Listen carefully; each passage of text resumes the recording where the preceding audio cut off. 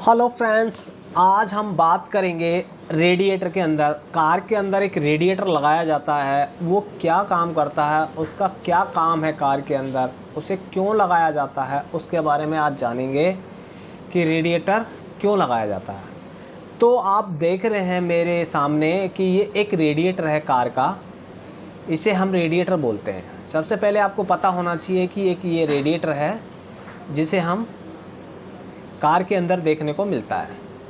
तो आपने देखा कि ये रेडिएटर हमारा, ये एक रेडिएटर है। इस रेडिएटर को कार में लगाया जाता है। तो दोस्तों क्या होता है कि ये जो रेडिएटर होता है ये कार के फ्रंट एरिया पे लगता है, जहाँ पे बम्पर होता है वहाँ पे इसे फिट किया जाता है।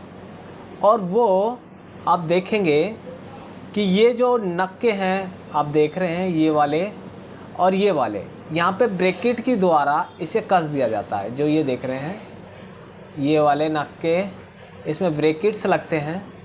इन ब्रैकेटों पे, ये 4 ब्रैकेट है, यहाँ पे प्लास्टिक की माउंटिंग भी लगती है, क्योंकि जब थोड़ा झटका आता है तो ये रेडिएटर हिलता है, तो उस कंडीशन में रेडिएटर ना टूटे, इसलिए इसमें रबड़ की माउंटिंग लगाई जाती है चारों पॉइंटों पे और इसे आगे फ्रंट में फिक्स कर दिया जाता है। अब आप देख रहे हैं कि इसके अंदर एक अपर टैंक है, वो प्लास्टिक का है, एक लोअर टैंक है, वो भी प्लास्टिक का है, और ये सारा हिस्सा इसका एल्युमिनियम अलॉय का बना हुआ है। और ये जो मोटी मोटी देख रहे हैं ये ट्यूब है, इसके अंदर पानी जो कूलेंट होता है वो भरा रहता है, इनमें कूलेंट भरा जाता है। ये जितनी भी ट्यूब देख रहे हैं उसके अंदर, जो मैं आपको दिखा रहा हूँ कि ये जो ट्यूब है ना, ये जो ट्यूब है इसके अंदर, जो हमारी ये ट्यूब है इसके अंदर आपको पानी मिलेगा। ये जो ट्यूब्स दिख रही है, जितनी भी ट्यूब है इसके अंदर पानी भरा जाता है। यहाँ पे आप देखेंगे तो यहाँ पे एक पानी भरने का कैप लगा हुआ आता है। उस कैप के अंदर पानी फुल करा जाता है, जो से हम कूलेंट बोलते हैं। अब होता क्या है, इसमें जो होज देख रहे हैं ये एक लोअर होज है, एक अपर होज है। ये लोअर होज हमारा इंजन के अंदर, जहाँ से इंजन में इनपुट होता है, वहाँ पे रबड़ के पाइप के द्वारा इसे फिट कर दिया जाता है। इधर एक क्लिप के द्वारा पाइप को लगा दिया जाता है, इधर ब्लॉक जो होता है उसके अंदर इसे फिट कर दिया जाता है। दूसरा जो हमारा रिटर्न होता है कूलेंट, थर्मोस्टेट वाल्व के द्वारा वापसी रिटर्न आता, उस होज को, रबड़ के होज को यहाँ पे फिट कर दिया जाता है। ये हो गया हमारा अंदर जो फिट करने का जुगाड़। अब आप देखेंगे कि मान लीजिए आपको इस कूलेंट को बाहर निकालना है, तो आपको ये एक टी मिलेगी, जिसको ये टी बोलते हैं हम। ये टी मिलती है। टी के अंदर आपको इस टी के अंदर आप ये जब टी को खोलेंगे तो यहाँ से क्या होगा, सारा कूलेंट बाहर निकल जाता है। तो इसे हम ड्रन प्लग बोलते हैं। इस वाले को हम क्या बोलते हैं, ड्रन प्लग बोलते हैं, जिससे क्या होगा कि कूलेंट बाहर निकल जाता है। जब भी आपको अगर ये लीकेज हो जाए और इसको खोलने की ज़रूरत पड़े, तो आपको सबसे पहले ये वाला प्लास्टिक का एक नोज़ल है, इसे खोलेंगे और सारा कूलेंट इंजन का और रेडिएटर का सारा ड्रन हो जाएगा। ठीक है, आप देखते हैं इसके अंदर क्या होता है। आपने ये ट्यूब है, ये ट्यूब देखी है, लेकिन इसके अंदर सिल्वर की जो एल्युमिनियम अलॉय की फिंसें लगी हुई होती है। ये जो फिंस होती है, ये फिंस लगी हुई है इसमें, आप देख रहे हैं ये फिंस लगी हुई है। ये फिंस क्या करती है, ये फिंस ये करती है कि जब हवा चलती है, आगे से हवा को खींचता है रेडिएटर फैन, तो ये फिंसों के द्वारा आती है।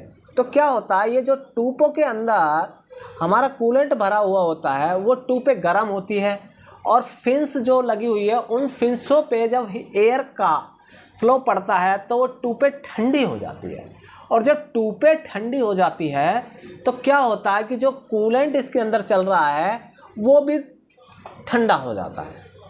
तो क्या होता है, जब ये यहाँ से हमारा कूलेंट इंजन में जा रहा है और रिटर्न जब यहाँ आ रहा है तो यहाँ से हमारा कूलेंट ठंडा जाएगा और यहाँ से गर्म होकर इंजन का वापसी इधर आ जाएगा। तो इसको ठंडा, कूलेंट को ठंडा करने के लिए ये रेडिएटर लगाया जाता है। रेडिएटर के अंदर दो चीज़ का काम है, एक तो ये फेंस और दूसरी ट्यूब, इनका ही काम है।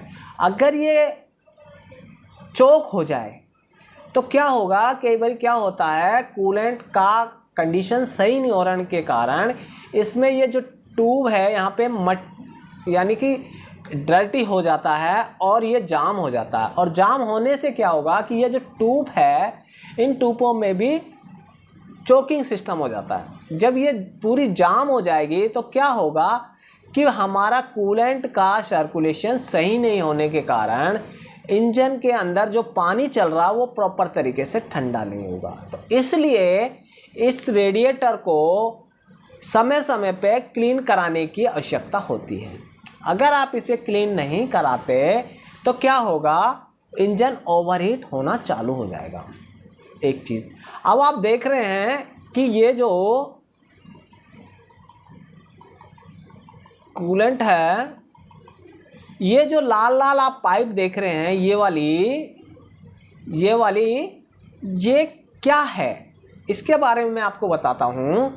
जिन कारों के अंदर ऑटोमेटिक ट्रांसमिशंस होता है, उन ऑटोमेटिक ट्रांसमिशन का ऑयल को ठंडा करने के लिए यहाँ पे पाइप लगाई जाती है। तो ट्रांसमिशन से दो पाइप लेकर आई जाती है, एक पाइप इसमें लगाई जाती है ऑयल की और एक पाइप यहाँ से वापसी ट्रांसमिशन पे जाती है। तो क्या होता है, जब हमारा ऑयल गर्म होता है ट्रांसमिशन का, तो यहाँ पे आके जो हमारा कूलेंट है वो ठंडा होता है, उस कारण से वो ऑयल भी ठंडा हो जाता है। ऑयल ठंडा हो जाता है तो हमारा ट्रांसमिशन गर्म नहीं हो पाता ज़्यादा, उसको ठंडा रखने के लिए ये पाइप का प्रोसेस बनाया गया है। तो आपको ये रेडिएटर के अंदर किसी भी गाड़ी का अगर आप रेडिएटर को चेंज कर रहे हैं या क्लीन करा रहे हैं तो ये चीज़ को देख लें कि ये ऑटोमेटिक कार है या मैनुअल कार है। तो आपने देखा कि ये रेडिएटर के अंदर ये प्रोसेस होता है। तो अब आप देखेंगे कि आपने फिट करना समझ लिया, आपने ये समझ लिया कि इसमें कूलेंट कहाँ से फिल किया जाता है, और आपने ये भी समझ लिया कि कूलेंट कैसे इंजन के अंदर जाता है और कैसे इंजन से बाहर आता है, और कूलेंट हमारा यहाँ पे ठंडा कैसे किया जाता है। तो यही इसका एक प्रोसेस होता है रेडिएटर का। अगर ये रेडिएटर चोक हो जाता है तो आपको इस रेडिएटर को जल्दी से इसको क्लीनिंग करा ले, नहीं तो इसको रिप्लेस करा दीजिए। नहीं तो होगा क्या, आपका रेडिएटर के वजह से आपका इंजन का हेड गैस्केट ख़राब हो जाएगा, और हेड गैस्केट अगर उसका फट गया यानी कि ओवरहीट होने के कारण, तो समझिए कि आपका हाफ इंजन खुल जाएगा और उसके अंदर आपको रेडिएटर से ज़्यादा का खर्चा लग जाएगा। तो आज हमने यही समझा कि रेडिएटर क्यों लगाया जाता है और कहाँ लगाया जाता है और इसका क्या काम होता है, कैसे ये वर्क करता है। अगली वीडियो में हम जानेंगे कि रेडिएटर के आगे एक फ़ैन लगाया जाता है, वो फ़ैन कैसे काम करता है। उस फ़ैन के बारे में जानेंगे कि ये रेडिएटर के पानी को कैसे ठंडा करता है।